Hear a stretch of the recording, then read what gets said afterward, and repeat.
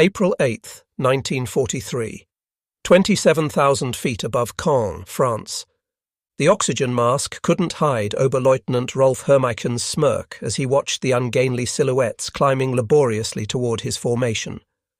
Through the crystal-clear canopy of his Focke-Wulf 190A5, the veteran ace of Jagdgeschwader 26 studied the American fighters making their combat debut over occupied Europe.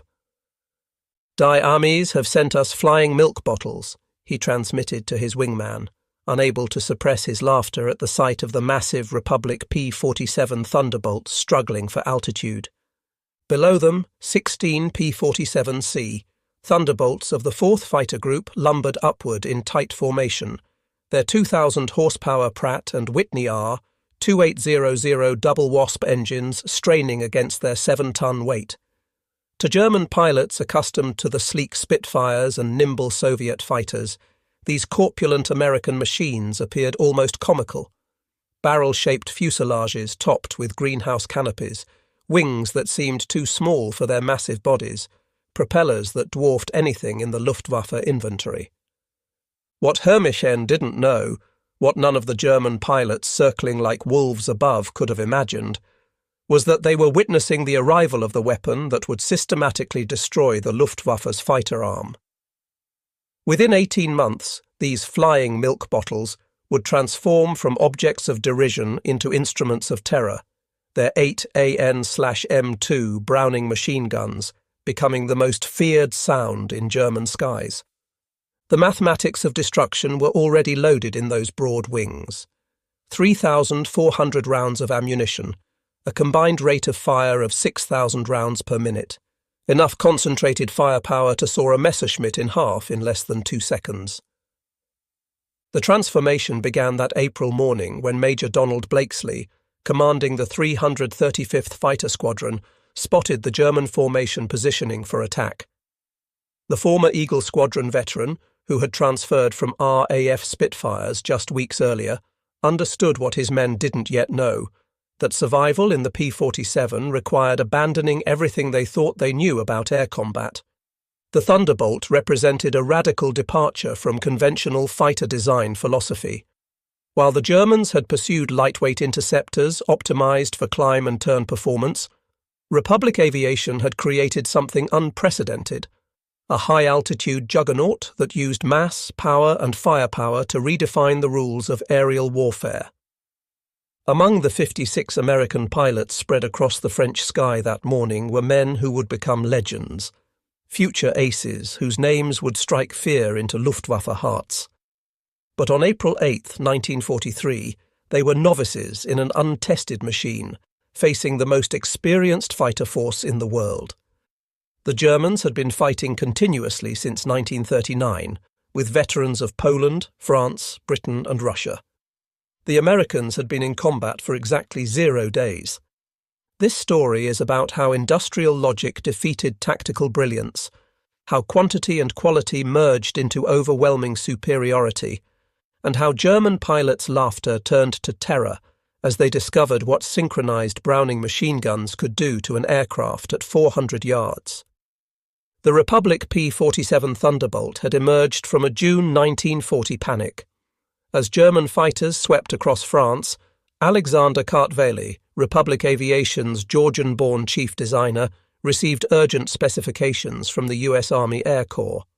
They wanted a high-altitude interceptor capable of matching the Luftwaffe's best. What Kartveli designed instead was a monster that redefined the possible. "It will be a dinosaur," Kartveli admitted to his design team, "but it will be a dinosaur with good proportions." The XP-47B prototype that first flew on May 6, 1941, shocked everyone who saw it. At 9,900 pounds empty, it weighed 65% more than its predecessor, the P-43 Lancer. The massive turbo-supercharger system, with its complex ducting running through the rear fuselage, gave it an almost pregnant appearance. Test pilots approaching it for the first time invariably asked the same question. This thing actually flies. Not only did it fly, it flew like nothing else at altitude.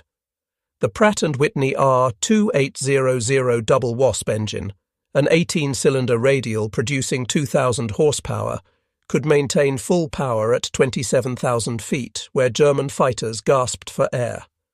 The turbo-supercharger, fed by exhaust gases, delivered sea-level performance in the stratosphere, where the air was too thin for conventional superchargers. Major Hubert "Hub" Zemke, commanding the 56th Fighter Group training at Bridgeport, Connecticut, initially despised the aircraft. His unit lost 18 pilots and 41 aircraft in training accidents between September 1942 and January 1943. The P-47 killed more Americans in training than Germans would in the first months of combat. It ground-looped on landing, torque-rolled on takeoff, and dove with such enthusiasm that pilots discovered compressibility, their controls freezing as shock waves formed on the wings.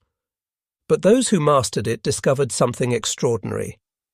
Lieutenant Robert Johnson, a farm boy from Oklahoma who would become one of America's top aces with 27 victories, described his first flight. It was like strapping yourself to a locomotive. The power was unbelievable. You didn't fly it, you aimed it. The first combat encounters in April and May 1943 confirmed every German prejudice. The P-47s couldn't turn with the Focke-Wulf 190s, couldn't climb with the Messerschmitt 109s, couldn't match their nimble handling at medium altitudes. Luftwaffe pilots quickly developed tactics to exploit these weaknesses, attacking from below where the heavy Thunderbolts struggled, forcing turning fights where agility mattered more than firepower. Hauptmann Josef Pips Priller, commanding officer of Jagdgeschwader 26, reported to headquarters after his first encounter. The new American fighter is meat for the slaughter. It flies like a truck, turns like a freight train, and climbs like a pregnant cow. Our boys are calling them Indianer, fat targets pretending to be warriors. The statistics seem to confirm German confidence. In their first month of operations, the American fighter groups lost 14 Thunderbolts for only 3 confirmed German kills. The RAF, observing from their Spitfire squadrons, quietly suggested the Americans might reconsider their choice of mount. British pilots joked that the best evasive manoeuvre in a P-47 was to unstrap and run around the roomy cockpit. But something strange was happening in those early encounters that German intelligence failed to notice. The P-47s that were shot down had absorbed incredible punishment before falling. One aircraft returned from a May 4th mission with 21 cannon holes and over 100 machine gun strikes, damage that would have disintegrated a Messerschmitt or Spitfire. The massive radial engine, lacking vulnerable coolant systems, shrugged off hits that would have stopped a liquid-cooled fighter cold. More significantly, when P-47s did get their guns on target, the results were catastrophic. The Thunderbolt's weapons battery created a convergence zone of destruction that German pilots had never experienced. Unlike the rifle-caliber weapons of early warfighters or the cannon with limited ammunition, the American fighter could maintain sustained fire for over 30 seconds, an eternity in aerial combat. The event that would begin changing German perceptions occurred on June 26, 1943, over Forges-les-Eaux, France. It involved Second Lieutenant Robert S. Johnson of the 61st Fighter Squadron and an encounter that would become legendary on both sides of the conflict. Johnson's formation of 48 P-47s was returning from escort duty when they were bounced by 16 Focke-Wulf 190s from 2/Jagdgeschwader 26, led by Hauptmann Wilhelm Ferdinand Galland, younger brother of the famous Adolf Galland. The Germans executed a perfect attack, diving from the sun with overwhelming speed advantage. Johnson's Thunderbolt, flying at the rear of the formation, was caught in the crossfire of multiple attackers, taking catastrophic damage in the first seconds of combat. 21 20mm cannon shells exploded across his aircraft. The canopy shattered, hydraulic fluid sprayed into the cockpit, the engine cowling was torn away, and fire erupted behind the instrument panel. Johnson, wounded in the nose and leg by shrapnel and bullet fragments, tried to bail out, but discovered the canopy was jammed. A 20mm shell had exploded in the canopy track, welding it shut. He was trapped in a dying aircraft at 27,000 feet. What happened next defied every assumption about combat damage tolerance. Despite having no forward visibility through the oil-covered windscreen, a barely functioning engine that shook violently, and controls that responded only intermittently, Johnson managed to level the aircraft and point it toward England. The P-47 continued flying with damage that would have reduced any other fighter to falling debris. Then it got worse. A lone Focke-Wulf 190, flown by an unknown pilot from 2/JG-26, discovered the crippled Thunderbolt limping toward the channel at less than 170 miles per hour. Historical research has never definitively identified this pilot, though several names have been proposed based on German combat reports from that day. What followed was one of the most extraordinary encounters in aerial warfare history. The German pilot positioned himself behind Johnson's P-47 and opened fire with his 4 20mm cannon and 2 13mm machine guns. Johnson, unable to evade, could only huddle behind his armor plate and pray. The Thunderbolt absorbed the entire cannon ammunition load. Then the German repositioned and fired again, this time with only his machine guns, the cannon ammunition exhausted. The German pilot pulled alongside, staring in disbelief at the flying wreck. Johnson could see his face clearly, young, blonde, his expression shifting from confidence to confusion to something approaching fear. The German repositioned and emptied his remaining machine gun ammunition into the Thunderbolt. Still, it flew. He pulled alongside again, shook his head in apparent amazement, gave an informal salute, and peeled away, presumably out of ammunition. Johnson's P-47 landed at Manston with its engine failing on the runway. The crew chief stopped counting bullet holes after reaching 200. One cannon shell had exploded inches from Johnson's head. Another had detonated against the armor plate behind his seat. The engine had taken direct hits. The control cables were partially severed. 3 of the 4 main longerons, the structural backbone of the fuselage, were shot through. Yet the aircraft had brought him home. The survival of Johnson's aircraft sent shockwaves through both air forces. American engineers studying the wreckage realized they had underestimated their own creation. German intelligence, receiving combat reports from 2nd Section of Jagdgeschwader 26, initially refused to believe it. No aircraft could absorb that much punishment. But testimony from multiple pilots confirmed the impossible. The Thunderbolt had taken everything the Luftwaffe's best fighter could deliver and survived. By July 1943, American pilots were learning to exploit the P-47's true strengths.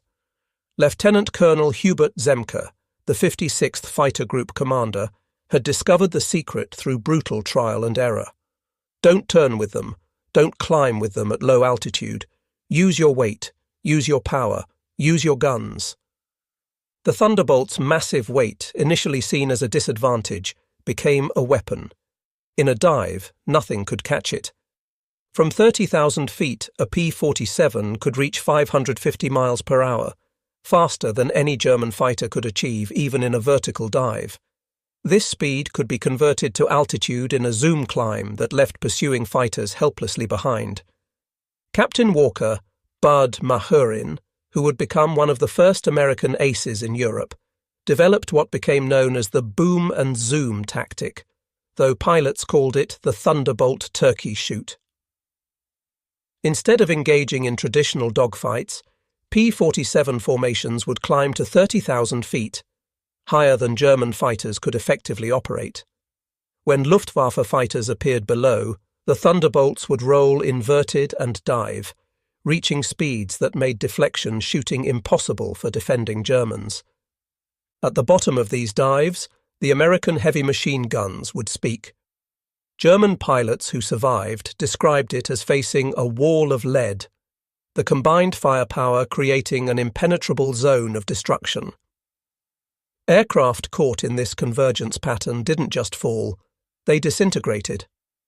The true revelation of American firepower came during the August 17, 1943, dual raid on Schweinfurt and Regensburg, the deepest penetration into Germany attempted to that date. This mission would demonstrate both the P-47's limitations, its range even with drop tanks, and its terrifying effectiveness when employed properly. Major David Schilling, leading the 62nd Fighter Squadron, encountered a formation of Messerschmitt 110 destroyer aircraft positioning to attack B-17s with their heavy cannon and rocket armament. The twin-engine German fighters, heavily armed but less manoeuvrable, were the Luftwaffe's specialized bomber killers. Schilling's flight of 4 Thunderbolts rolled into their attack dive from 28,000 feet. Unteroffizier Heinrich Roth, a gunner in one of the Mi-110s who survived, later recounted in a POW interrogation. The American fighters came down like hammers from heaven. I opened fire at 800 meters. Good hits. I saw them strike the fighter's wing. The P-47 didn't even wobble. Then he fired. The aircraft ahead of us simply came apart. Not shot down. Destroyed. Wings separated from fuselage, tail severed, the crew compartment shredded into metal confetti. In 2 seconds, a 110 became nothing. 8. Messerschmitt 100s and 10s were destroyed in less than a minute. The German pilots had never experienced such concentrated firepower. Each P-47 carried 425 rounds per gun, 3,400 rounds total, weighing nearly 900 pounds. At convergence distance, typically set at 300 yards, all 8 guns' ballistic paths intersected in a zone roughly 6 feet in diameter. Anything in that zone faced 100 half-inch projectiles per second, each travelling at 2,900 feet per second. The ammunition itself was a revelation of American industrial capacity. While German fighters struggled with limited cannon ammunition, typically 120 to 200 rounds for a 20mm weapon, American pilots could maintain fire for over half a minute. The standard combat load mixed armor-piercing incendiary tracer, and standard ball ammunition in patterns designed to both destroy and ignite. Lieutenant Colonel Francis "Gabby" Gabreski, who would become the top American ace in Europe with 28 victories, described the effect. When you hit them with all 8, they don't just go down, they explode. I saw a 109 literally cut in half, the tail falling one way, the nose and wings another. The pilot never knew what hit him. By September 1943, the Luftwaffe was discovering another horrifying reality about the P-47. Its performance improved dramatically with altitude while German fighters suffered.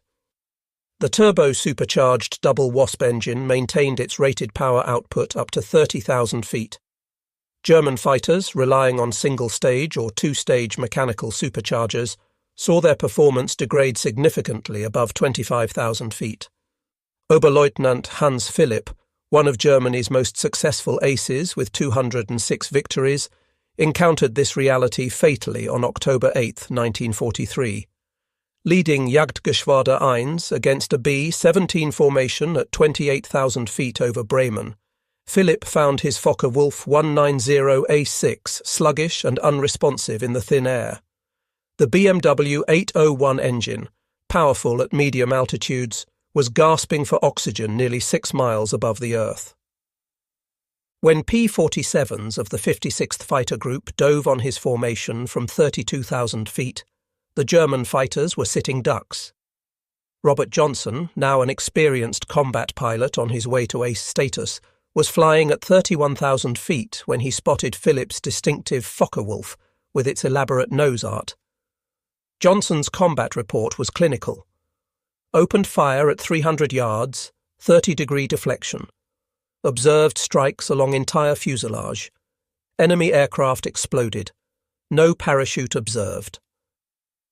Philipp's death sent shockwaves through the Luftwaffe. If one of their best, a man who had survived over 500 combat missions on both eastern and western fronts, couldn't survive against the Thunderbolts, what chance did average pilots have? The German High Command ordered an immediate investigation into the P-47's capabilities. The report, delivered to Reichsmarschall Hermann Göring in November 1943, was sobering. The Thunderbolt's service ceiling exceeded 42,000 feet, higher than any German fighter could reach. Its dive speed approached the sound barrier. Its armour included a 3/8-inch steel plate behind the pilot, 1/2-inch bulletproof glass windscreen, and armoured deflection plates around the engine. Most disturbingly, its rugged construction allowed it to absorb damage that would destroy 3 conventional fighters and still return home. In January 1944, a new variant of the P-47 began arriving in England that would complete the transformation from laughingstock to nightmare. The P-47 D-22 featured a Hamilton standard hydromatic propeller with paddle blades, 13 feet in diameter with broad chord blades that bit into the air like massive oars. The improvement in climb rate was immediate and dramatic. Where earlier Thunderbolts had climbed at an anemic 2,200 feet per minute at sea level, the paddle blade variants could achieve 3,000 feet per minute, matching or exceeding German fighters at most altitudes. The massive propeller also improved acceleration, allowing P-47s to build energy faster in level flight. Hauptmann Heinz Knoke of Jagdgeschwader 11, a veteran with over 200 combat missions, encountered the new variants in February 1944 during a bomber interception near Hanover. He wrote in his combat diary, "The fat American fighters have learned to climb." We bounced a formation near Hanover, expecting our usual advantage. They turned into us and climbed with us. When we tried to disengage, they followed us up to 30,000 feet. Schmitt was caught and blown apart. Nothing left but smoke and fragments. These are not the same machines we laughed at last year. The paddle blade propeller did more than improve performance. It changed the sound of the Thunderbolt. The distinctive thundering roar created by the blade tips reaching supersonic speeds could be heard from miles away. German ground troops reported being able to identify approaching P-47s by sound alone, a deep, threatening rumble that meant death from above. They began calling it Donnerschlag, thunderclap. By March 1944, P-47s equipped with external fuel tanks could escort bombers deep into Germany. The standard configuration carried 2 108-gallon wing tanks, or a 75-gallon belly tank, extending range to over 1,000 miles. With the paddle blade propeller providing improved performance even when loaded, Thunderbolts could fight on equal terms immediately after dropping tanks. The Luftwaffe's response was to concentrate on the bombers, hoping to inflict enough losses to stop the American daylight campaign. But this required flying through the P-47 escort screen, an increasingly suicidal proposition. German pilots developed a grudging respect that bordered on fear for the big American fighters. Major Günther Rahl, one of Germany's top aces with 275 victories, mostly on the Eastern Front, survived an encounter with P-47s on March 6, 1944, that left him badly wounded. He later recalled in a post-war interview, "We saw them above us, fat silhouettes against the sun. Someone laughed and said, 'Here come the flying pigs.' Nobody was laughing 30 seconds later. They came down like an avalanche, faster than we could react. The first pass destroyed 3 of our fighters, just gone, transformed into burning debris. Their guns didn't fire in bursts like ours. They poured out solid streams of fire. Getting caught in that stream meant instant death."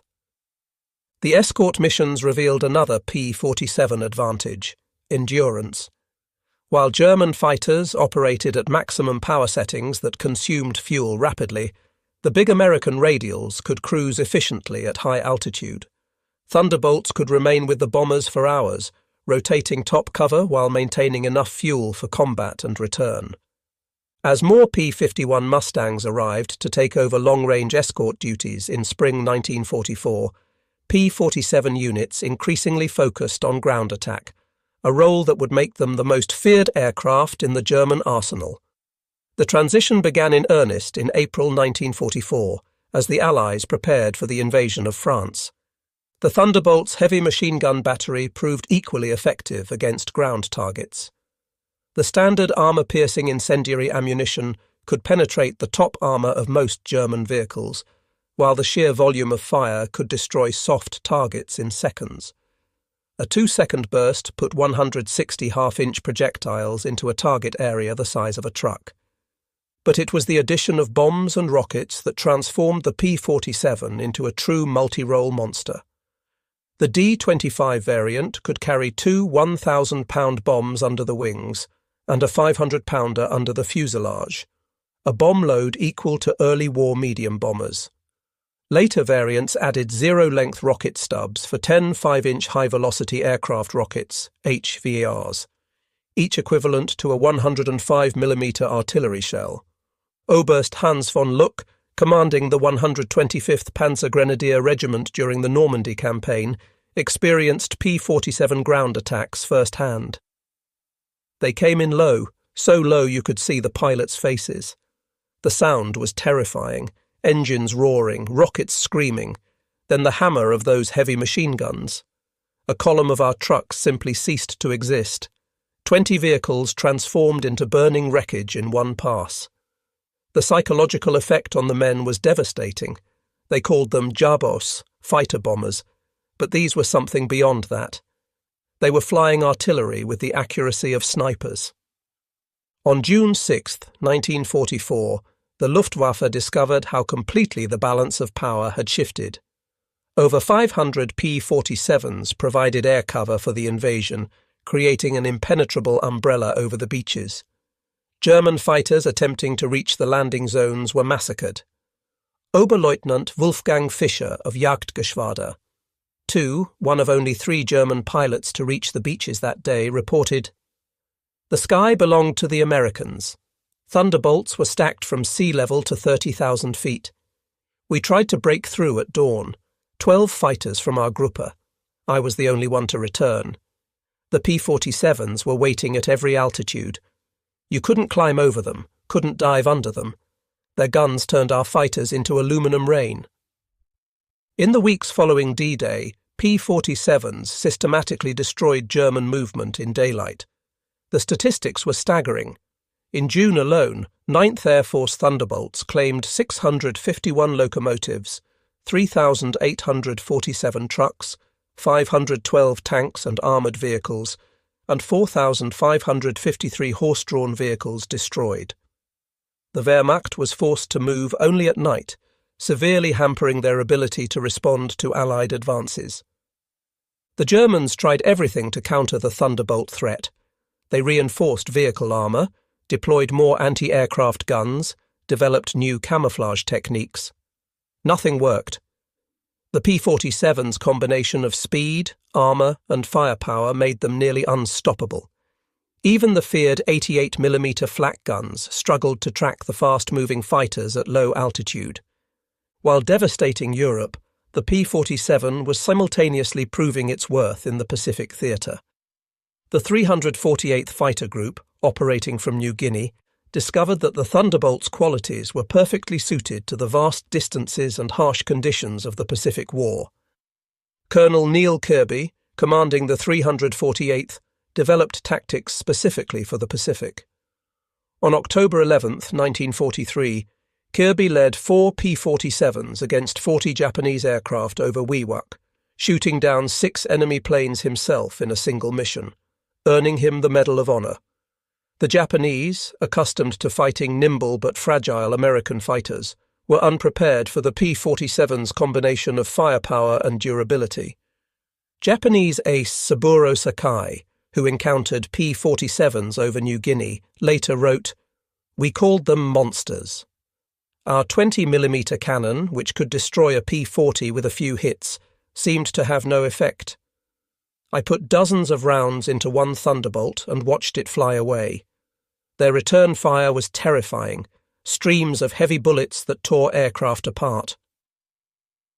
The P-47N, developed specifically for the Pacific, featured increased fuel capacity with wet wings holding 93 gallons each, extending range to 2,350 miles. This variant would escort B-29s to Japan, proving that the short-legged fighter of 1943 had evolved into a true long-range weapon. Perhaps the ultimate vindication of the P-47's evolution came in its encounters with German jet fighters. The Messerschmitt Me 262, with its 540 miles per hour top speed, should have been untouchable by propeller-driven fighters. But Thunderbolt pilots discovered they could catch jets in two situations: during takeoff and landing when jets were most vulnerable, and in high-speed dives from altitude. On November 27, 1944, Lieutenant Colonel John C. Meyer of the 352nd Fighter Group became one of the first pilots to shoot down an Me-262 with a P-47. Diving from 28,000 feet, Meyer's Thunderbolt reached speeds approaching 500 miles per hour, fast enough to catch the jet in level flight. The jet pilot, confident in his speed advantage, never saw the diving P-47 until Meyer's guns opened up at 400 yards. Meyer's combat report noted, "The enemy aircraft disintegrated under fire. Large pieces, including both engines, separated from the fuselage. The pilot did not escape. The concentrated fire of 8.50 caliber guns proved more effective than we anticipated against jet aircraft." By early 1945, specialized P-47M variants were deployed specifically to counter German jets and V-1 flying bombs. With water methanol injection boosting power to 2,800 horsepower and refined aerodynamics, these ultimate Thunderbolts could reach 470 miles per hour in level flight at 30,000 feet, fast enough to intercept even jets under certain conditions. Major George Bostwick, commanding the 63rd Fighter Squadron equipped with P-47s, shot down two Me-262s in March 1945. His tactical report emphasized firepower over speed.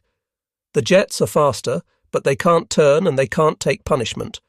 One good burst from our battery, and they come apart like they're made of paper.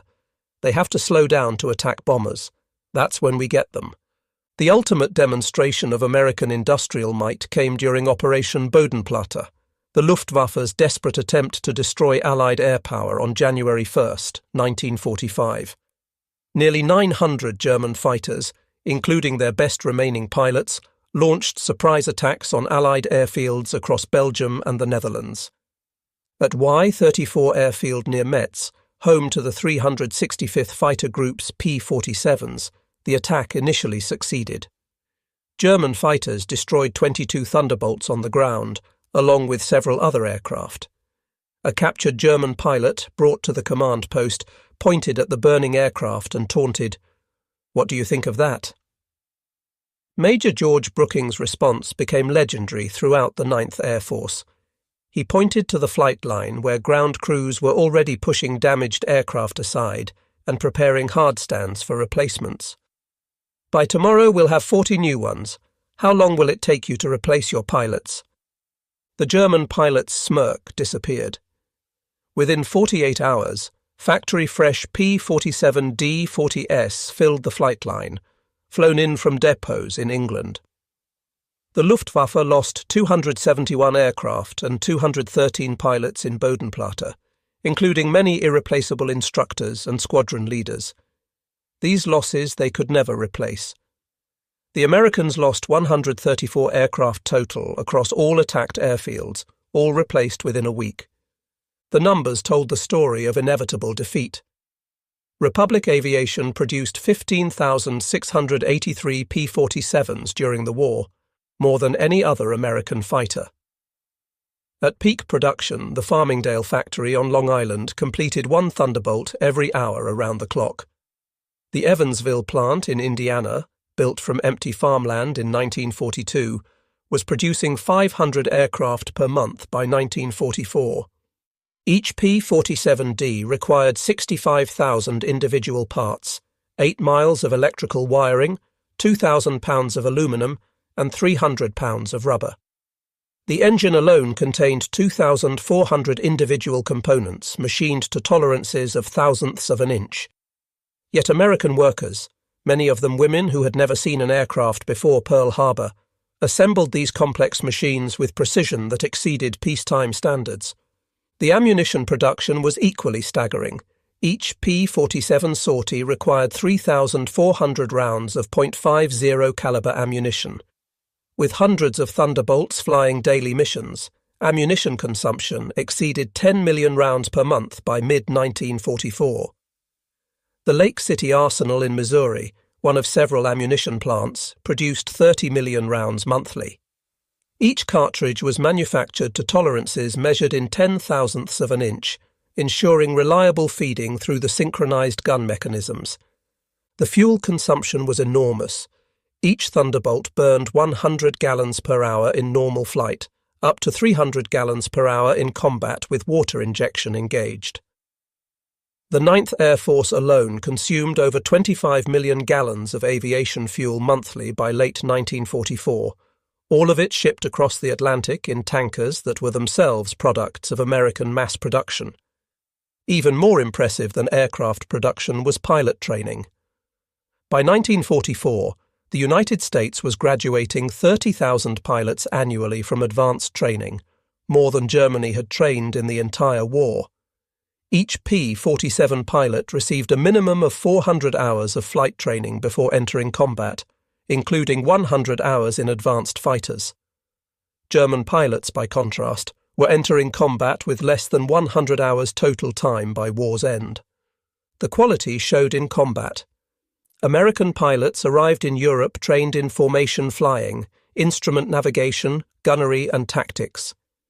They had practiced against captured German aircraft, understanding their enemy's capabilities and limitations.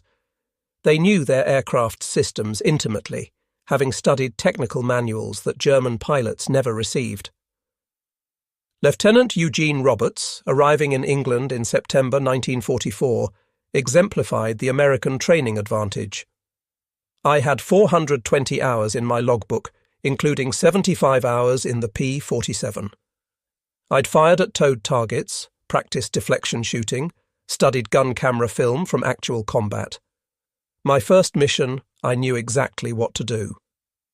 The German pilot I faced couldn't have had half my experience. It wasn't even a fair fight. In March 1945, Oberstleutnant Josef Priller, the same pilot who had mocked the P-47s as pregnant cows 2 years earlier, was interviewed by German propaganda officials seeking to boost morale. His statement, deemed too demoralizing for publication, revealed the complete transformation in German attitudes. The Thunderbolt is the best fighter bomber ever built. Its firepower is unprecedented. Weapons that never jam, never overheat, never run out of ammunition in normal combat. It carries bombs like a medium bomber, fires rockets like artillery, and fights like a fighter when needed. But beyond the machine is what it represents: unlimited American production. They lose 10, they build 20. We lose 1, it's gone forever. Their pilots arrive better trained than our instructors. They have fuel for training, ammunition for practice, spare parts for everything. We have nothing but courage, and courage without resources is just delayed defeat. We laughed at them in 1943. We're not laughing now. When you hear those guns, you know death has come calling. The sound haunts us. Mechanical, precise, unstoppable. Like everything American, it's about overwhelming material superiority. They didn't beat us through better tactics or braver pilots. They buried us under an avalanche of steel and lead. By April 1945, the Luftwaffe existed largely on paper. Fuel shortages grounded most aircraft. Experienced pilots were dead or captured. Airfields were cratered ruins. But even with aircraft and fuel, German pilots faced an impossible equation. Attacking meant facing P-47 formations that owned every altitude from ground level to 40,000 feet. Feldwebel Klaus Brettschneider, one of the last German pilots trained in 1945, flew exactly one combat mission before the war ended. His encounter with P-47s over Leipzig lasted 12 seconds. I saw them diving from above, 4 Thunderbolts in perfect formation. I tried to turn, but they were too fast. The leader fired from 500 meters. My aircraft shook like it was hit by sledgehammers. The engine exploded, the wing separated. I barely escaped. In the parachute, I watched them destroy my entire staffel. 6 fighters gone in under a minute. The sky rained burning aluminum and bodies. The psychological impact was complete. German pilots developed what medical officers called Jabo fever, physical symptoms of stress appearing when Thunderbolts were reported in the area. Veterans who had faced Spitfires and Hurricanes without fear became physically ill before missions against P-47s. The distinctive thunder of approaching Thunderbolts caused panic among ground troops, who knew that survival meant finding cover immediately. The final statistics of P-47 operations defied comprehension. In Europe, 3,752 German aircraft destroyed in aerial combat, 3,315 aircraft destroyed on the ground, 86,000 railway cars destroyed, 9,000 locomotives destroyed, 6,000 armoured fighting vehicles destroyed, 68,000 trucks destroyed, 60,000 horse-drawn vehicles destroyed. In the Pacific, 697 Japanese aircraft destroyed in aerial combat, 150 aircraft destroyed on the ground, 1,500 vehicles destroyed, 150 locomotives destroyed, countless barges, ships, and installations. The 9th Air Force alone, primarily equipped with P-47s, flew 213,873 combat sorties, dropped 120,000 tons of bombs, fired 135 million rounds of ammunition, and launched 60,000 rockets. The Thunderbolt units achieved a 4.6 to 1 kill ratio in aerial combat, while maintaining the lowest loss rate of any Allied fighter bomber. Behind these numbers lay the human cost. The Luftwaffe lost approximately 28,000 pilots killed in combat against Western Allied forces. Many fell to the concentrated fire of American heavy machine guns. Each loss represented years of training that Germany could never replace. By war's end, the average German fighter pilot had less than 30 hours of combat experience. The average P-47 pilot had over 200. At the Luftwaffe interrogation center at Oberursel, captured Allied pilots were debriefed by German intelligence. The records, captured in 1945, revealed German assessments of Allied aircraft. The file on the P-47, updated continuously throughout the war, showed the complete reversal of opinion. April 1943. Large, unmaneuverable fighter, inferior to German types in all performance parameters except dive speed. Machine gun armament insufficient against cannon-armed fighters. Assessment: minimal threat. December 1943. Exceptional high-altitude performance. Extreme structural strength. Firepower increasingly problematic. Pilots showing improved tactics. Assessment: significant threat above 25,000 feet. June 1944. Dominant fighter bomber. Superior to all German types above 20,000 feet. Firepower devastating against all target types. Structural strength makes shoot-down extremely difficult.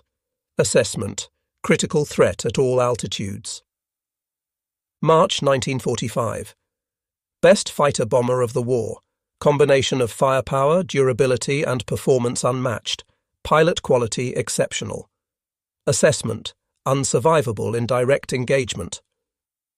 In 1985, at a reunion of German and American fighter pilots in Phoenix, Arizona, former adversaries met in peace.